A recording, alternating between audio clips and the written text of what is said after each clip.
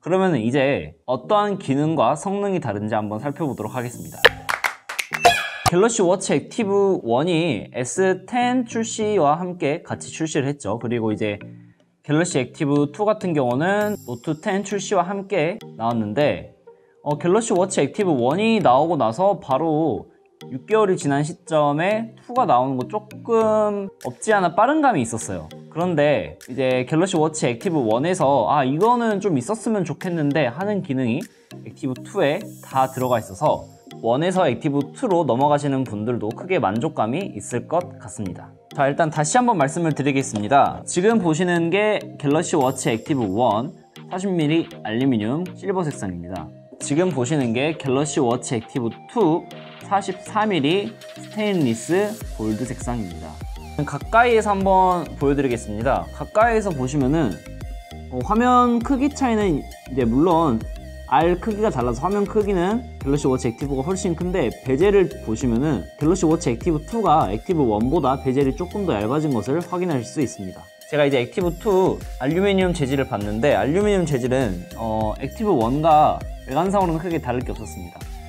스테인리스 재질 같은 경우는 꽤 고급져 보이죠. 갤럭시 워치 액티브 1 같은 경우는 크기도 40mm로 딱 한 가지 크기만 출시되어 있고 베젤도 알루미늄만 선택이 가능했습니다. 그런데 갤럭시 워치 액티브 2 같은 경우는 40mm, 44mm 두 가지 크기로 출시가 됐고 재질도 알루미늄, 스테인리스로 두 가지로 출시가 되었습니다. 그래서 사용자들의 선택의 폭이 조금 더 넓어졌다고 할 수 있겠습니다. 이제 액티브 2 40mm를 사시는 분들은 한번 제가 착용을 해서 보여드리도록 하겠습니다. 액티브 1 40mm인데 액티브 2 40mm를 사시는 분들은 이렇게 손목이 얇으시거나 아니면 여성분들에게 잘 어울리는 크기입니다. 이제 액티브 2 43mm 같은 경우는 손목이 조금 두꺼우신 분들이나 아니면은 남성분들에게 어울리는 크기입니다. 이렇게 남성분에게 조금 더 어울리는 크기입니다. 자, 이제 한번 무게를 말씀드려 보겠습니다. 액티브 1과 액티브 2의 무게는 현재는 액티브 1이 가볍습니다. 그 이유는 제 거 액티브 2는 43mm이고 제 거 액티브 1은 40mm이기 때문에 당연히 액티브 2가 더 무겁습니다. 그런데 이제 크기별로 무게를 한번 비교를 해보면은 액티브 1 40mm 같은 경우는 25g입니다. 그 다음에 이제 액티브 2 40mm 알루미늄 같은 경우는 26g으로 전작보다 1g 정도 더 무거워졌습니다. 아마 그 이유는 액티브 1에 없던 스피커가 들어가서 그럴 수도 있습니다. 그리고 액티브 2 40mm 스테인리스 재질 같은 경우는 37g입니다. 이제 액티브 2 44mm 알루미늄 같은 경우는 30g이고 44mm 스테인리스 재질 같은 경우는 42g입니다. 이제 화면 크기 같은 경우는 액티브 1 40mm와 액티브 2 40mm 크기는 실질적으로 별 차이가 없는데 액티브 1보다 액티브 2의 베젤이 조금 더 줄어들면서 0.1인치 더 커졌다고 할 수 있습니다. 1과 2의 40mm 화면 사이즈 같은 경우는 1.1인치 그리고 44mm 화면 사이즈 같은 경우는 1.3인치가 되겠습니다. 이제 기능면을 하나씩 살펴볼 예정인데 액티브 2는 스피커가 들어있기 때문에 유튜브 시청, 음악 감상 또는 통화 액티브 2로 통화도 가능합니다. 액티브 1과 액티브 2를 하드웨어적으로 비교하는 가장 좋은 방법은 물리적인 버튼입니다. 뒤에 있는 게 이제 액티브 1인데 액티브 1 같은 경우는 뒤로 가기 버튼이 동그랗게 되어 있죠. 그래서 홈 버튼과 구분이 없어서 구분이 조금 힘들었는데 액티브 2 같은 경우는 뒤로 가기 버튼이 이렇게 살짝 긴 형태로 되어 있어서 구분하기가 조금 더 쉬워졌습니다. 그리고 돌출을 비교를 해보면 액티브 1의 돌출도 역시 뒤로 가기 버튼이 조금 더 나와 있었는데 액티브 2의 돌출도 역시 뒤로 가기 버튼이 조금 더 튀어나온 것을 확인할 수 있습니다. 자, 이제 그 다음은 터치 베젤입니다. 전작 액티브 1 같은 경우는 이렇게 베젤이 없어서 이렇게 화면을 밀어주는 형식으로 터치를 해줘야 됐습니다. 베젤을 아무리 돌려도 움직이지가 않았죠. 그런데 이번에 액티브 2는 사람들이 그렇게도 넣어달라고 했던 터치 베젤이 들어갔습니다. 물론 이제 액티브 1처럼 이렇게 화면을 스와이프해서 넘기실 수도 있고 그 다음에 베젤을 이렇게 돌리시면은 터치 베젤로 화면을 이동하실 수도 있습니다. 이 터치 베젤 설정 같은 경우는 여기 설정 창에서 밑으로 쭉 내리시면은 여기 유용한 기능이라는 게 있어요. 유용한 기능을 클릭을 하시면은 이렇게 터치 베젤을 온오프 할 수 있습니다. 이번에는 액티브 2 워치 페이스입니다. 이제 전작 액티브 1 같은 경우도 굉장히 이쁜 워치페이스들이 많았어요.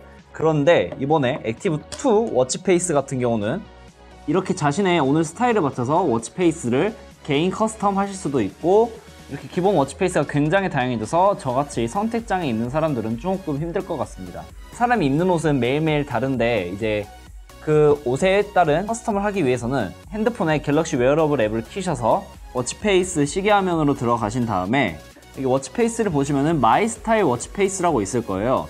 이렇게 마이 스타일 워치페이스에서 꾸미기를 클릭을 해주시면 이렇게 카메라랑 갤러리가 있어요.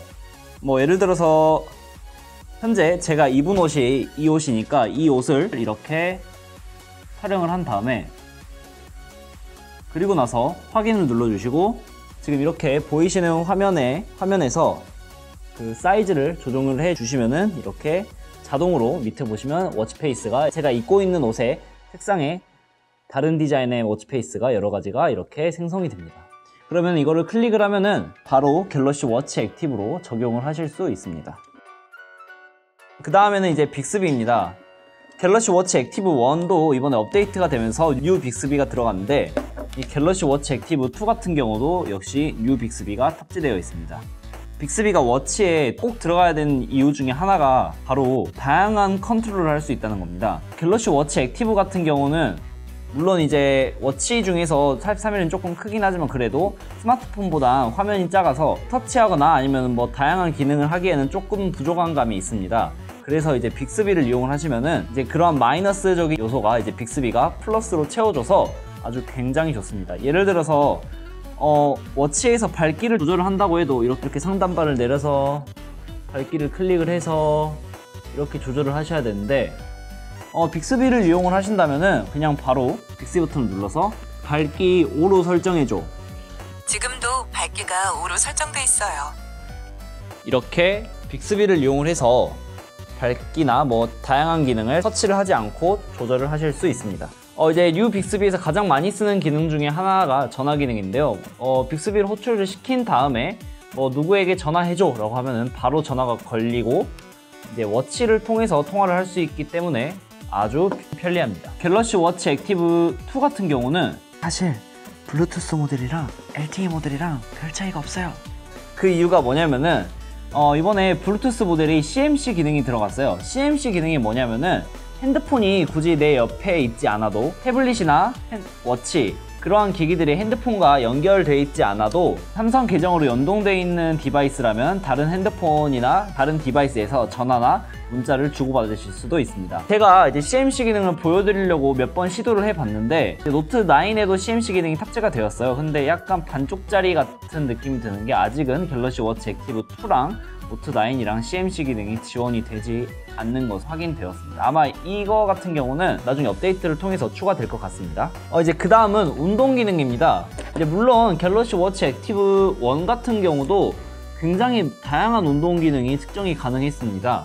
워치 액티브 2도 역시 걷기, 달리기, 자전거 그런 운동 같은 경우는 이제 자동으로 측정이 되고 그 다음에 추가적으로 조작을 해서 측정할 수 있는 운동이 약 40여 종이 됩니다. 그리고 역시 액티브 1과 동일하게 GPS가 탑재되어 있고 심박수 센서도 탑재되어 있습니다. 이제 액티브 2에도 하드웨어적으로는 이제 심전도 센서와 낙상 방지 센서가 들어가 있다고 하는데 한국 같은 경우는 의료법상 심전도 센서를 사용하기 어렵다고 합니다. 그러나 이제 낙상 방지 기능 같은 경우는 규제 기간에 승인 신청만 하면 되기 때문에 낙상 방지 기능은 머지않아 곧 업데이트를 통해서 제공될 예정이라고 합니다. 하지만 미국 같은 경우는 이번에 삼성전자가 FDA에 이제 승인 신청 날짜를 받으면서 미국 같은 경우는 심전도 센서도 이용하실 수 있을 것 같습니다. 이제 그 다음에는 배터리 용량입니다.